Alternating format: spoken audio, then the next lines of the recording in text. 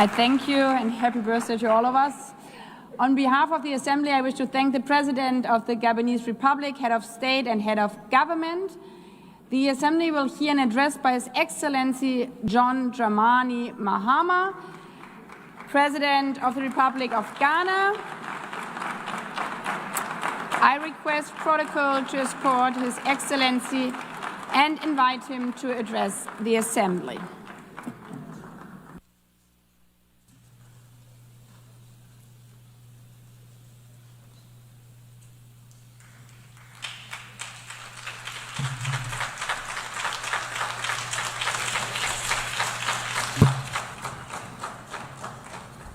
Thank you, Madam President, Mr. Secretary General, Excellencies, ladies and gentlemen. At this 80th session of the United Nations General Assembly, I'd like to speak about Africa's role in the future of this organization. However, it's impossible to do that without first considering the collective role that Africa played in its founding, which was small and relatively insignificant. Of the 51 member states involved in the founding of the United Nations in 1945, only 4 were African: Egypt, Ethiopia, Liberia, and South Africa. It is important to point out that the United Nations came into being in the aftermath of World War II because of the inability of its predecessor, the League of Nations, to avert a large-scale global conflict, which had been its guiding purpose when it was founded in 1920 at the end of the First World War. Out of the 42 founding member states of the League of Nations, only 3 were African: Liberia, the Union of South Africa, and Ethiopia. Egypt was to join later in 1937. Africa's overall participation in the organization's founding was minimal and relatively unimportant. That's because before all the other talks and meetings, representatives from a group of 14 nations gathered in Berlin for a series of discussions that began in 1884 and which led to the partitioning and formal colonization of the African continent, which is also called the Scramble for Africa. It has famously been written that past is prologue. Well, in the past, the majority of the 54 nations that now comprise Africa were never offered a seat at the table where plans for a new world order were being drawn. But, Madam President, as fate would have it, the tables are turning, and Africa's role in the authorship of whatever is yet to come for this world is going to be huge, and it will be consequential. According to this organization's own projections, by the year 2050, more than 25% of the world's population is expected to come from the African continent.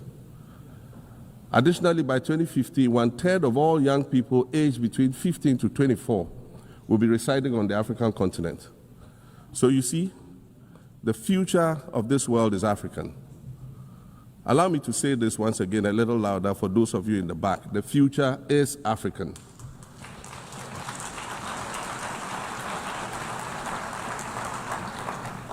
Already today, Africa is a catalyst for human potential and development, as well as for economic reform and ecological stability.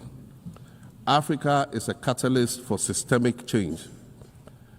If this reality, which is fact-based and straightforward, seems provocative or unsettling, perhaps it's because you are viewing it through the lens of centuries of filters, colonialism and imperialism, and the resulting implicit bias.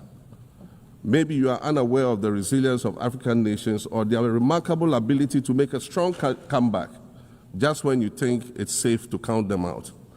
That is what is happening right now in my own country, Ghana. Our constitution limits leaders to 2 4-year terms. In January, I was sworn in for a second term, which, let me point out, was non-consecutive with my first term. Our currency, the Ghana cedi, was rapidly depreciating, faced with rising inflation, a huge debt burden, and low morale amongst our citizens. My new administration settled down quickly and embarked on an ambitious program of comprehensive transformation designed to restructure Ghana's economic foundation and enhance our competitive standing globally. We refer to this process of recalibration as our reset agenda. In just 8 months, we have achieved significant reduction in inflation from 23.8% in December 2024 to 11.5% in August 2025, restoring price stability for our citizens. Additionally, our currency, the Ghana cedi, has appreciated considerably against other currencies, with Bloomberg reporting it as the best performing currency in the world at one point. Our improved sovereign credit rating reflects increasing investor confidence in our economy, and our 24-hour economy initiative promises to transform our economy. And there's a renewed willingness amongst our people to trust that their elected officials have Ghana's interests at heart and that we're progressing together. Madam President, I believe that in honor of this milestone celebration, the United Nations should also embark on a process of serious recalibration and establish its own reset agenda. Since the organization's founding, the number of UN member nations has nearly quadrupled. And quite frankly, it is not the same world that it was back then when the UN was formed. I mentioned earlier that I began my second non-consecutive term as president this past January. My first term ended in January 2017. In that span of time, 8 years, the world has changed with such ferocity. My first days in office after my return felt as though I had just awakened from a Rip Van Winkle-style sleep. Now, no, that was only after 8 years. Imagine then what it will be like after 80 years since the founding of the United Nations. In 1945, the sun had not yet set on the largest empire in history. The most common mode of international travel was by sea. The personal computer had not been invented, let alone made portable. And television, a new convenience, was still in its infancy, albeit in black and white color. Relations between the US and the Soviet Union were turning frosty, with Winston Churchill declaring that an iron curtain has descended across the European continent. Fast track 80 years on, in today's world, hundreds of thousands of commercial flights take off and land every day. Libraries have been digitized so that volumes of literature can exist on a small device, small enough to fit inside your pocket. We live in a world of cryptocurrency, artificial intelligence, social media, the internet and its dark hidden dungeon of the dark web, all of which carry a potential threat to global peace and security. Climate change is real, and we're fighting a losing battle against the loss of Maldives and other island nations to the rising sea level, against the loss of Timbuktu to desertification, and the Amazon forest to global warming and deforestation. Madam President, the UN Founding Charter is outdated when it comes to representation in this August Assembly.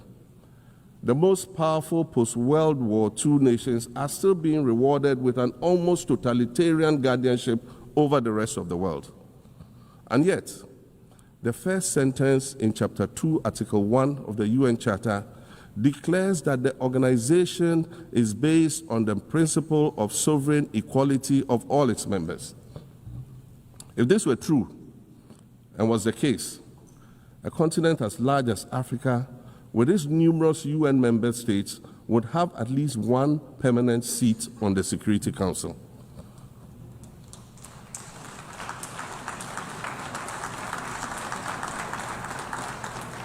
Furthermore, we believe that veto power should not be restricted to only 5 nations, nor should it be absolute.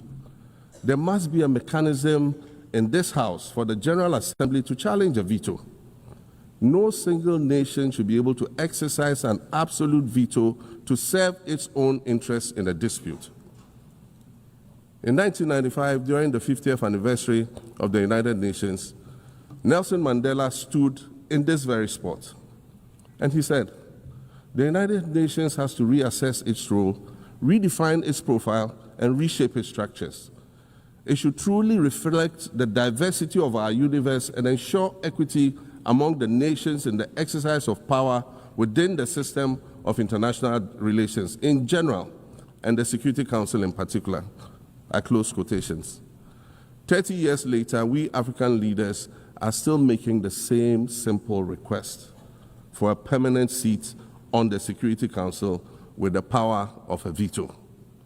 So today, Madam President, I stand here in this exact spot and ask the world, if not now, then when? We demand not only a reform of the Security Council, but also a reset of the global financial architecture, which is currently rigged against Africa. Africa must have a greater say in the world's multilateral financial institutions. And while I'm making requests, I'd like to call for the removal of the blockade on Cuba. As Dr. Kwame Nkrumah, our nation's founder, famously said, we seek to be friends with all and enemies to none. The Cuban people shed their blood on African soil in the fight against apartheid. And indeed, Cuba has been and continues to be a faithful friend of Africa. You see, the very fact that I can stand here and ask these things and say these things, and the fact that all nations can ostensibly gather here to address critical global issues, air our grievances, and express our concerns, that is what makes the survival of this organization so important. In every old city or village, you will find a town square, or a courtyard, or a plaza that once served as a gathering space for the citizens of the community and their leaders. Meetings and celebrations were held there, as were trials and elections. And these were spaces that brought people together and held them together as a community. Sadly, time and technology have eroded these spaces.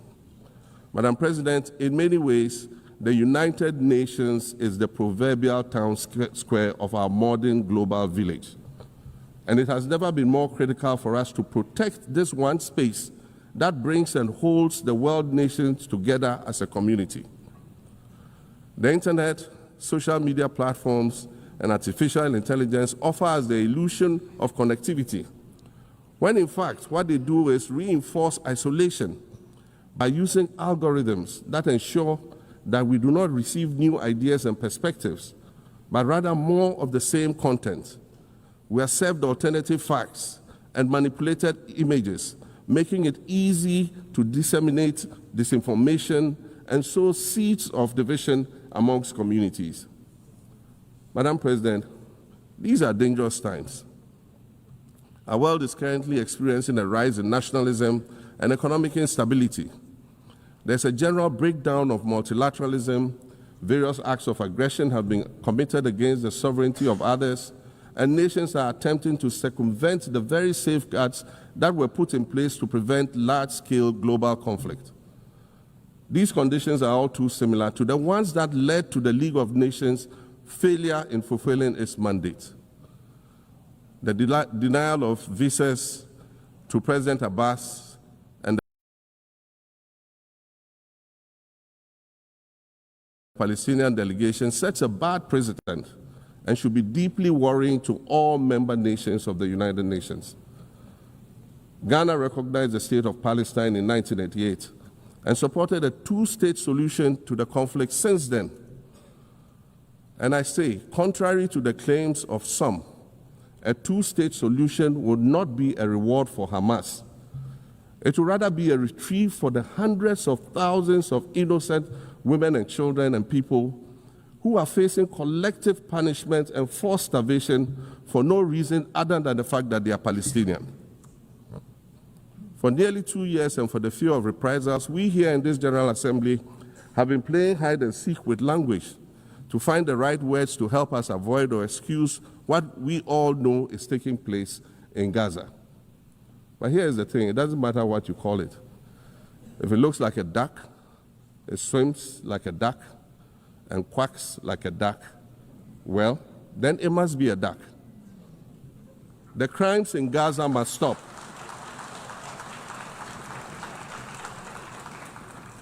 The crimes in Gaza must stop. Madam President, I also want to draw particular attention to the conflict in Sudan, which this body has described as the world's largest humanitarian crisis. 12 million people have had to flee their homes. And when we speak of migration, we refer to the 12 million new Sudanese refugees, whom we as a global community should be willing to assist in much the same way that many member nations readily assisted new refugees coming out of Ukraine. Let's dispense with the euphemisms and dog whistles and speak frankly. It is not a mystery that when leaders of Western nations complain of their migration problems, they are often referring to immigrants from the global south. But many of those immigrants are climate refugees. And interestingly, the global north emits 75% more greenhouse gases than the global south. However, the effects of climate change are more severe in the global south because we lack the resources to address them effectively. And so when the desert encroaches on our villages and towns and they become unlivable, we are forced to flee. Warsan Shire, a Somali-born prophet, a Somali-British poet born in Kenya to Somalian refugee parents, was London's first youth poet laureate. She writes in her poem titled Home. And it says, you have to understand that no one puts their children in a boat unless the water is safer than the land. No one bends their palms under trains beneath carriages. No one spends days and nights in the stomach of a truck feeding on newspaper unless the miles traveled mean something more than just a journey. Madam President, we cannot normalize cruelty. We cannot normalize hatred. We cannot normalize xenophobia and racism. If we're going to tell a story, let's not tell it slant. Let's tell all the truth. When we speak of migrants, we speak of Mami Ewusi Mensah Frimpong, a judge on the U.S. District Court for the Central District of California. She's the first black female judge on any of California's 4 federal district courts. She was born here in America to immigrant parents from Ghana. We speak of Peter Bosman, a medical doctor in Ghana who moved to the town of Piran in Slovenia in the 1980s and later became the first black mayor of Piran, the first black mayor in Slovenia and in the whole of Eastern Europe. We speak of T. Michael, the iconic Ghanaian Norwegian artist and designer. And of course, we speak of the late Kofi Annan, former United Nations Secretary General.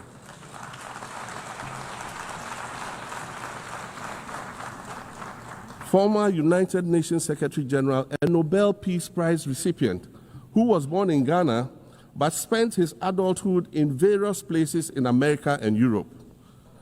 These are people who have brought great distinction to the countries that they decided to call home. Just as the migrants and the children of migrants before them did, I dare say these are not invaders. These are not criminals. Madam President, the slave trade must be recognized as the greatest crime against humanity. As the African champion on reparations, Ghana intends to introduce a motion in this August body to that effect. More than 12.5 million Africans were forcibly taken against their will and transported to create wealth for the powerful Western nations. We must demand reparations for the enslavement of our people and the colonization of our land that resulted in the theft of our natural resources, as well as the looting of artifacts and other items of cultural heritage that have yet to be returned in total. We recognize the value of our land and the value of our lives, as did our colonizers, as well as the governments that happily paid reparations to former slave owners as compensation for the loss of their property, in quotes, and that property for which they received compensation was paid referred to enslaved people who had been freed. Madam President, an increasingly insecure world is witnessing upward spending on defense budgets of bilateral partners and steep cuts in official development assistance. Since July 2024, it is estimated that there's been a 40% drop in humanitarian aid globally.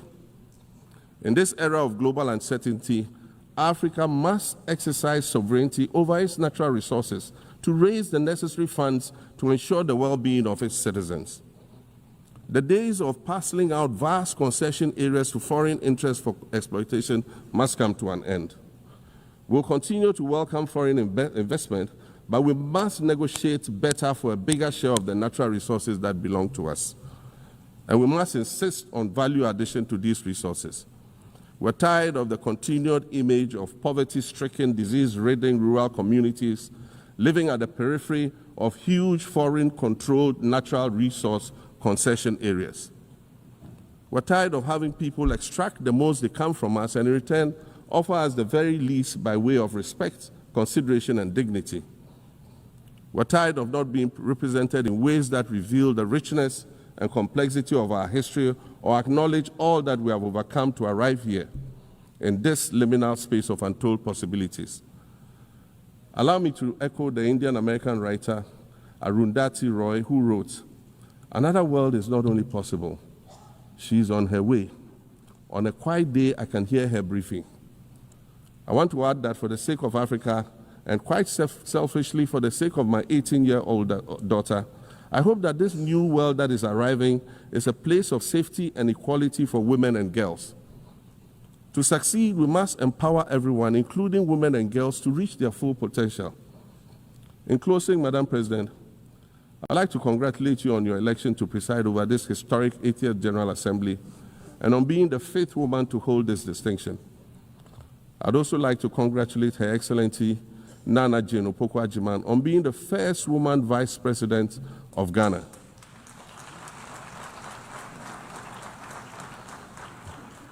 Now every Ghanaian girl knows the heights to which she can ascend. Words matter, but issues of representation matter even more, which is why Ghana looks forward to the appointment of a woman as Secretary General of this organization in the near future. Madam President, Your Excellencies, I thank you for your kind attention.